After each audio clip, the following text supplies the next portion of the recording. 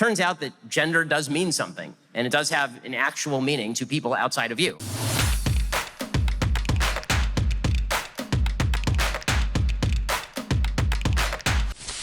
You've talked a lot tonight about how important it is to let people believe what they want to believe and how the government and us have no say telling people what they should think or what they should be able to say. I just wanted to ask, what's the harm, if somebody's going to be a happier person because they say that they're a man or a woman, like what's the harm in just letting them do it? I'm not in favor of government banning people who are adults. Children I'm in favor of banning because now you're talking about somebody who's not capable of consent. Right? All of our laws are based on the ability of people to consent. If you're a child, you can't consent. So I'm very much in favor of banning gender transition for kids. I think that it's frankly evil. I think you're making decisions for children who are not capable of making decisions for themselves that are permanent and have long-lasting, significant, and severe impact. As far as adults, if you're 25 and you want to get a sex change surgery and you feel like it's going to make you feel better, you have the right to do it. You do. Maybe it does, maybe it doesn't. I mean, the research on this stuff tends to be somewhat conflicting, but if it works for you, it works, right? It's a free country.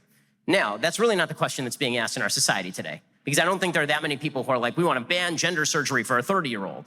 I'm not seeing the campaign for that. What I am seeing is a campaign on the left that says that my child is going to be removed from my home 10 years from now if I don't agree with the left's view of how I should treat my child's gender confusion at age 4. I see the left suggesting that they want to fine me if I refuse to say that a man is a woman as a general proposition. Right? If I say that men and women are separate, then the left says this is discrimination. Or the left is going to suggest that it has no impact on my business if I employ a woman at Hooters and she shows up the next day as a man.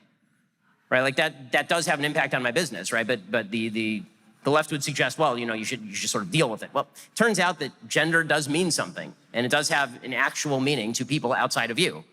I'm not going to go along with the general societal willingness to rewrite basic facets of human nature and human biology, and frankly, mammalian biology, in order to suggest that a delusion is true. Now, if the best thing for the person is for the person they can't change what they're thinking, there's no way for them to get out of it, they want to change their body so they feel that it is more in line with what they're thinking, more power to them, that's their problem. And as I've said before, by the way, I've said this 1,000 times and everybody on the left automatically ignores it, of course.